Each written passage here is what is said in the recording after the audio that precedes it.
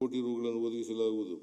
ಭಾವೈಕ್ಯತೆಯ ಅಧಿಕಾರ ಸಂತ ಶಿಶುನಾಳ ಶರೀಫ್ ಹಾಗೂ ವೀರರಾಣಿ ಬೆಳವಡಿ ಮಲ್ಲಮ್ಮ ಇವರುಗಳ ಹೆಸರಲ್ಲಿ ಪ್ರತ್ಯೇಕವಾಗಿ ಪ್ರತಿಷ್ಠಾನ ಸ್ಥಾಪಿಸಲಾಗುವುದು.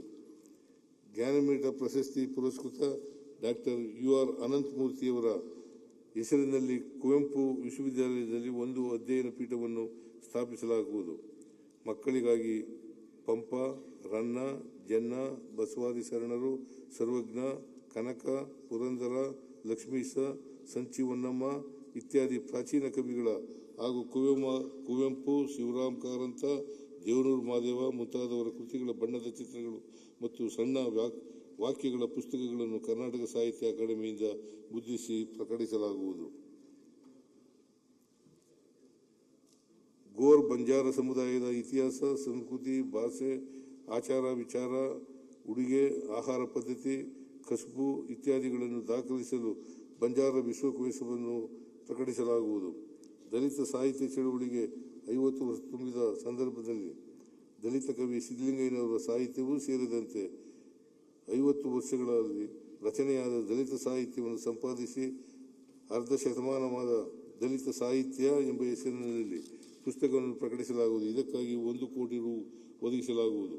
ದಲಿತ ಕವಿ ಸಿದ್ದಲಿಂಗಯ್ಯ ಮತ್ತು DR ನಾಗರಾಜ ಇವರುಗಳ ಹೆಸರಿನಲ್ಲಿ ಟ್ರಸ್ಟ್ ರಚಿಸಲು ಕ್ರಮ ಕೈಗೊಳ್ಳಲಾಗುವುದು. ಕಾಗೋಡು ಸತ್ಯಾಗ್ರಹಕ್ಕೆ ಸಂಬಂಧಿಸಿದ ಕಥಾವಸ್ತುವನ್ನು ಒಳಗೊಂಡ ನಾ ಡಿಸೋಜ ವಿರಚಿತ ಕೊಳಗ ಕಾದಂಬರಿಯನ್ನು ಆವರಿಸಿದ ನಾಟಕವನ್ನು ರಾಜ್ಯಾದ್ಯಂತ ಪ್ರದರ್ಶಿಸಲಾಗುವುದು. ರಾಷ್ಟ್ರಕವಿ ಕುವೆಂಪುರವರ ಮಲೆಗಳಲ್ಲಿ ಮದುಮಗಳು ರಂಗರೂಪಕದಂತೆ ಖ್ವಾಜಾ ಬಂದೆ ನವಾಜರ ಕುರಿತು ಅಹೋರಾತ್ರಿ ನಾಟಕವನ್ನು ಏರ್ಪಡಿಸಲಾಗುವುದು. ಚಾಮರಾಜೇಂದ್ರ ದೃಶ್ಯಕಲಾ ಕಾಲೇಜಿನ ಸಂಸ್ಥೆಯ ಆವರಣದಲ್ಲಿ ಸುಸಜ್ಜಿತ ಕಲಾ ಗ್ಯಾಲರಿ, ಸಭಾ ನಿರ್ಮಾಣ, ಲ್ಯಾಂಡ್ಸ್ಕೇಪಿಂಗ್, ಶಿಲ್ಪಕಲಾ ಕೃತಿಗಳ ಪೆಡೆಸ್ಟಲ್ ನಿರ್ಮಾಣ ಇತ್ಯಾದಿ ಮೂಲಸೌಕರ್ಯಗಳನ್ನು ಕಲ್ಪಿಸಲು 2 ಕೋಟಿ ರೂಪಾಯಿಗಳನ್ನು ಒದಗಿಸಲಾಗುವುದು. ಕರ್ನಾಟಕ ರಾಜ್ಯದ ಸಂಸ್ಕೃತಿಯ ಅಂಗವಾಗಿರುವ ಹವ್ಯಕ ಭಾಷೆಯ ಬೆಳವಣಿಗೆಗೆ ಹವ್ಯಕ ಭಾಷಾ ಅಕಾಡೆಮಿಯನ್ನು ಸ್ಥಾಪಿಸಲಾಗುವುದು.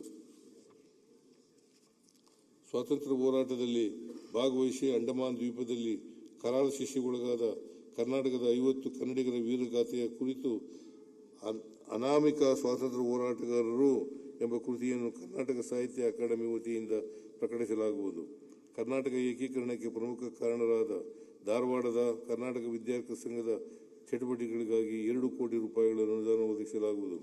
ಕೋಲಾರದ ಆದಿಮ, ಮೈಸೂರಿನ ರಂಗ ನಿರಂತರ ಮತ್ತು ಬೆಂಗಳೂರಿನ ಸಮುದಾಯ ಸಂಸ್ಥೆಗಳಿಗೆ ಅನುದಾನ ನೀಡುವುದರ ಮೂಲಕ ವಿವಿಧ ಸಾಂಸ್ಕೃತಿಕ ಚಟುವಟಿಕೆಗಳಿಗೆ ಪ್ರೋತ್ಸಾಹ ನೀಡಲಾಗುವುದು. ತಿಗಳ ಸಮಾಜವು ರಾಜ್ಯದಲ್ಲಿ 180 ಕರಗ ಉತ್ಸವಗಳನ್ನು ಆಚರಿಸುತ್ತಾ ಬಂದಿರುತ್ತಾರೆ. ಸದರಿ ಉತ್ಸವಕ್ಕೆ ಪ್ರಸಕ್ತ ಸಾಲಿನಲ್ಲಿ 2 ಕೋಟಿ ರುಗಳ ಅನುದಾನವನ್ನು ಒದಗಿಸಲಾಗುವುದು. ತುಮಕೂರಿನ ಡಾಕ್ಟರ್ ಗುಬ್ಬಿ ವೀರಣ್ಣ ಕಲಾಮಂದಿರವನ್ನು ಉನ್ನತೀಕರಿಸಲು 3 ಕೋಟಿ ರು ಅನುದಾನವನ್ನು ಒದಗಿಸಲಾಗುವುದು. ಯುವ ಸಬಲೀಕರಣ ಮತ್ತು ಕ್ರೀಡೆ. ಬೆಂಗಳೂರಿನ ಹೆಸರುಘಟ್ಟ ಕೆರೆಯಲ್ಲಿ PPP ಮಾದರಿಯಲ್ಲಿ kayaking canoeing centre of excellence ಸ್ಥಾಪನೆ ಮಾಡಲಾಗುವುದು. ಸಶಕ್ತ ಕರ್ನಾಟಕ ಕಾರ್ಯಕ್ರಮದಡಿ ಬೆಳಗಾವಿ, ಗೋಕರ್ಣ, ಚಿತ್ರದುರ್ಗ, ಹಂಪಿಯಲ್ಲಿ ರಾಷ್ಟ್ರಮಟ್ಟದ ಮ್ಯಾರಥಾನ್ಗಳನ್ನು ತಲಾ 10 ಲಕ್ಷ ರು ವೆಚ್ಚದಲ್ಲಿ ಆಯೋಜಿಸಲಾಗುವುದು. ಇದರೊಂದಿಗೆ 11 ಜಿಲ್ಲಾ ಕೇಂದ್ರಗಳ ತಲಾ 4 ಲಕ್ಷ ರು ವೆಚ್ಚದಲ್ಲಿ ಜಿಲ್ಲಾ ಮಟ್ಟದ ಮ್ಯಾರಥಾನ್ಗಳನ್ನು ಪ್ರಸಿದ್ಧ ಕ್ರೀಡಾಪಟುಗಳ ಹೆಸರಿನಲ್ಲಿ ಆಯೋಜನೆ ಮಾಡಲಾಗುವುದು. ಸೈಕ್ಲಿಂಗ್ ಕ್ರೀಡೆಗೆ ಉತ್ತೇಜನ ನೀಡಲು ಮೈಸೂರಿನಲ್ಲಿರುವ ದಟ್ಟಗಳ್ಳಿಯಲ್ಲಿ ಗುರುತಿಸಲಾದ ಜಾಗದಲ್ಲಿ ಆಧುನಿಕ ಸೈಕ್ಲಿಂಗ್ ವೆಲೋಡ್ರೋಮ್ ನಿರ್ಮಿಸಲಾಗುವುದು. ಬಂಗಾರಪೇಟೆ, ಮುದ್ದೇಬಿಹಾಳ, ಗುಳೇದಗುಡ್ಡ, ಕನಕಪುರ, ಕುಕನೂರು ಮತ್ತು ಮಸ್ಕಿಯಲ್ಲಿ ತಾಲೂಕು ಕ್ರೀಡಾಂಗಣಗಳನ್ನು ತಲಾ 2 ಕೋಟಿ ರು ವೆಚ್ಚದಲ್ಲಿ ನಿರ್ಮಿಸಲಾಗುವುದು. ಕಲ್ಯಾಣ ಕರ್ನಾಟಕದ ಭಾಗದ ಕ್ರೀಡಾಪಟುಗಳಿಗೆ ಉತ್ತಮ ಕ್ರೀಡಾ ವಿಜ್ಞಾನ ಸೇವೆಗಳನ್ನು ಒದಗಿಸಲು ಕಲಬುರಗಿಯಲ್ಲಿ ಆಧುನಿಕ ಕ್ರೀಡಾ ವಿಜ್ಞಾನ ಕೇಂದ್ರವನ್ನು ಸಾರ್ವಜನಿಕ ಖಾಸಗಿ ಸಹಭಾಗಿತ್ವದಲ್ಲಿ ಆರಂಭಿಸಲಾಗುವುದು. ತುಮಕೂರಿನಲ್ಲಿ ಕ್ರೀಡಾ ಮೂಲಸೌಕರ್ಯಗಳನ್ನು 3 ಕೋಟಿ ರುಗಳ ವೆಚ್ಚದಲ್ಲಿ ಉನ್ನತೀಕರಿಸಲಾಗುವುದು. ವಿಜಯನಗರ ಜಿಲ್ಲೆಯಲ್ಲಿರುವ ಕ್ರೀಡಾಂಗಣವನ್ನು ಕಲ್ಯಾಣ ಕರ್ನಾಟಕ ಪ್ರದೇಶಾಭಿವೃದ್ಧಿ ಮಂಡಳಿ ಮತ್ತು KMERC ಅನುದಾನದಲ್ಲಿ ಮೇಲ್ದರ್ಜೆಗೇರಿಸಲಾಗುವುದು. ಮಕ್ಕಳ ಕ್ರೀಡಾ ಪ್ರತಿಭೆಯನ್ನು ಪ್ರೋತ್ಸಾಹಿಸಲು ಸುಸಜ್ಜಿತ ಕ್ರೀಡಾ ತರಬೇತಿ ವಸತಿ ನಿಲಯಗಳನ್ನು ವಿರಾಜಪೇಟೆಯಲ್ಲಿ ನಿರ್ಮಿಸಲು ಕ್ರಮ ಕೈಗೊಳ್ಳಲಾಗುವುದು. ಕುಸ್ತಿಪಟುಗಳನ್ನು ಪ್ರೋತ್ಸಾಹಿಸಲು ಬೆಳಗಾವಿಯ ಬೆಳಗುಂದಿಯಲ್ಲಿ ನೂತನ ಕುಸ್ತಿ ಅಖಾಡವನ್ನು ನಿರ್ಮಿಸಲಾಗುವುದು.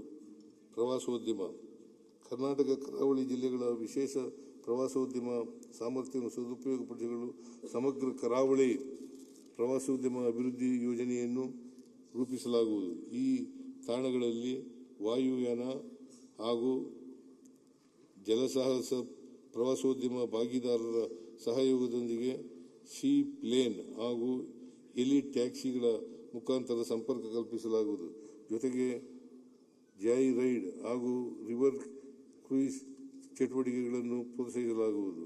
ನಮ್ಮ ರಾಜ್ಯಕ್ಕೆ ಆಗಮಿಸುವ ಎಲ್ಲ ಪ್ರವಾಸಿಗಳಿಗೆ ಸುಮಧುರ ಸಕಾರಾತ್ಮಕ ಅನುಭವವನ್ನು ನೀಡುವ ಸಲುವಾಗಿ ಟ್ಯಾಕ್ಸಿ ಚಾಲಕರು, ಆಟೋ ಚಾಲಕರು ಹಾಗೂ ಭದ್ರತಾ ಪೊಲೀಸ್ ಸಿಬ್ಬಂದಿಗಳಿಗೆ ಮೃದು ಕೌಶಲ್ಯ ತರಬೇತಿ ನೀಡುವುದರ ಮೂಲಕ ವೃತ್ತಿಪರತೆಯನ್ನು ವೃದ್ಧಿಗೊಳಿಸಲು 1 ಕೋಟಿ ರುಗಳನ್ನು ಒದಗಿಸಲಾಗುವುದು.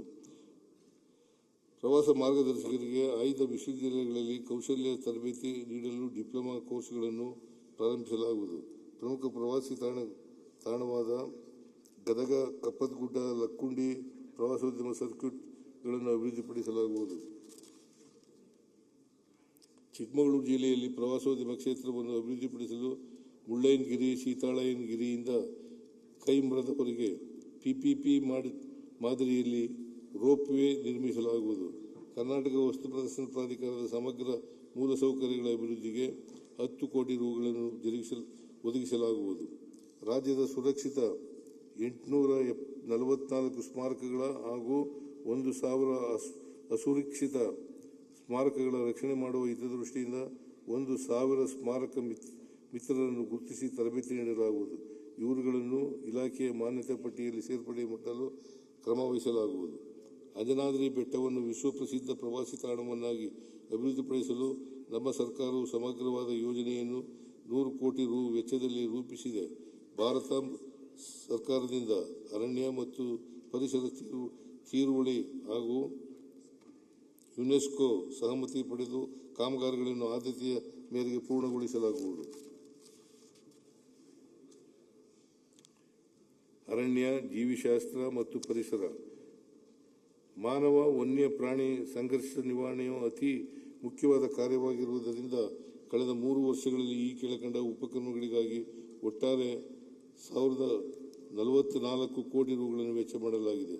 ಬೆಳೆಹಾನಿ, ಜಾನುವಾರು ನಷ್ಟ, ಪ್ರಾಣಹಾನಿ ಇತ್ಯಾದಿ ಪರಿಹಾರ, ಹೊಸದಾಗಿ 3 ಆನೆ ಕಾರ್ಯಪಡೆಗಳು ಮತ್ತು 1 ಹೊಸ ಚಿರತೆ ಕಾರ್ಯಪಡೆಯ ರಚನೆ, ಕಾರ್ಯಪಡೆಗಳಿಗಾಗಿ ಹೊಸದಾಗಿ 358 ಹುದ್ದೆಗಳ ಸೃಜನೆ, railway barricade, stretching, solar fencing, ಇತರೆ ರಕ್ಷಣಾ ಕಾರ್ಯ.